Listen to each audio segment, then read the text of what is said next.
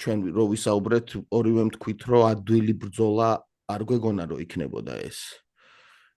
და ჯამში ადვილი ბრძოლა არ იყო, მაგრამ რაღაც მომენტებში ისე გამოიყვანა როგორც ვეტერანმა რა.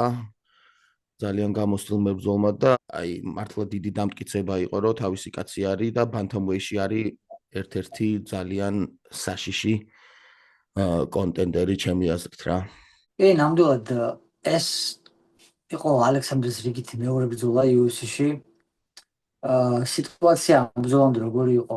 ალექსანდრეს ახლა UFC-ის გარეთ დიდი კარიერა არ ქონია. სასწაული ხო, არ ქონდა ბევრი ჭუბები, არც ისეთი რთული და დიდი სახე და სერიოზულ მოჭუბებთანაც არ ქონია, მაინც მას ჭუბები UFC-ის გარეთ. და ანუ იყო ეს კითხვის ნიშანი, რომ შეუძლია თუ არა ალექსანდრეს აი ამ ყველაფრის შემდეგ დაგვანახოს ის დონე. თუ უბრალოდ ილია თოფურიას ძმაროა, იმიტომ უყურებთ ილია თოფურიას ძმაროა, იმიტომ გულშემატკივრობთ, იმიტომ გველოდებით მაგის ჭუბებს და ესე შემდეგ და ესე შემდეგ. და მე როგორ პირველი ბრძოლა იყო დებიუტანტთან, ის თვითონაც დებიუტანტი იყო, ის ბიჭი დებიუტანტი იყო. და როგორც იქნა დადგა ის დღე, რომ ალექსანდრე თოფურიას დაინიშნა და მოხდა ბრძოლა UFC-ის ლეგიტიმურ მებრძოლთან, კარგი, ძალიან სოლიდურ, ძლიერ მებრძოლთან. და ალექსანდრემ ამ ბრძოლით დღეს დააცემენტა თავისი კანდიდატურა, თავისი პიროვნება როგორც მებრძოლის, თავისი პოზიცია როგორც ძლიერი მებრძოლის UFC-ში.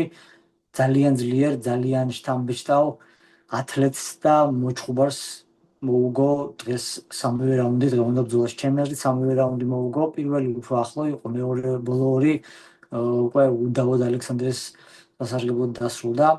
რა მოხდა თვალში რა, რაც იყო პოზიტივი, რაც დავინახეთ ალექსანდრეს შესრულებით რა გააკეთა კარგად რა. აი ეს თვალში საცემი პირველი რაც მომეწონა ალექსანდრესი იყო ჯები. ძალიან იშვიათობა, დიდი იშვიათობა MMA-ში ჯები. კარგი ჯები, პროსტად. ალექსანდრეს აქვს ძალიან კარგი ჯები აქვს. და ეს ჯები მომეწონა.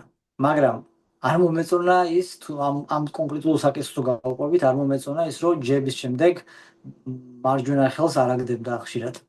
ჯებით იწყებდა და ამთავრებდა. ჯები ყველა ჯები წავიდა სახეში, კორპუსში შეიძლება რამოდენიმეჯერ გაშვება და შემდეგ მაღლა ამოსვლა მარჯვენა ხელით. არც ეს არ გააკეთა. იყო ამის შესაძლებლობები ბევრი. იყო ტანში მუშაობის შესაძლებლობები, რაც სამწუხაროდ ამ ბრძოლაში არ გააკეთა ჯერჯერობით ალექსანდრემ, მაგრამ მე მგონია რომ მომავალში ვნახავთ ამას.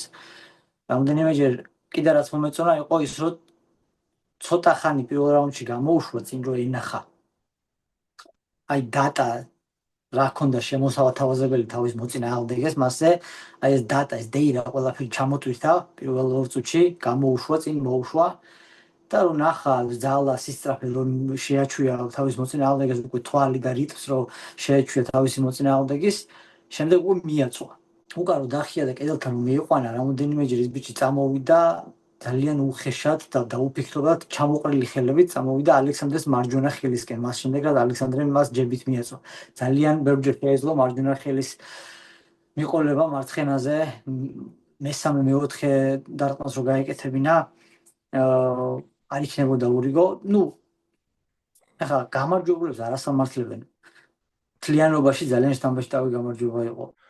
ძალიან დინჯი არის და მოთმინება აქვს ძალიან დიდი და აი რაუნდების შორის რომ მიდიოდა კუთხეში ისეთი სიწყნარედ საერთოდ თითქოს არც სუნთქავდაო და მისი ოპონენტი აი თითქოს როგორი იყო იცი რომ აი გამოიარა 9-მთა და 9 ზღვა გამოიარა და ეს იჯდა აი წყნარად სუნთქვაც არ ქონდა ისეთი ხვაზე ხარ და აი რა ვიცი ძმაო ამ ადამიანს ალექსანდრეს რომელსაც ბევრი გამოცდილება თვითონ ამ მაღალ დონის ოქტაგონში ბევრი გამოცდილება არ აქვს და ისედაც რეკორდზე ბევრი ბრძოლები არ აქვს გამოვიდა როგორც ვეტერანი რა და ეს არის ყველაზე სასიამოვნო.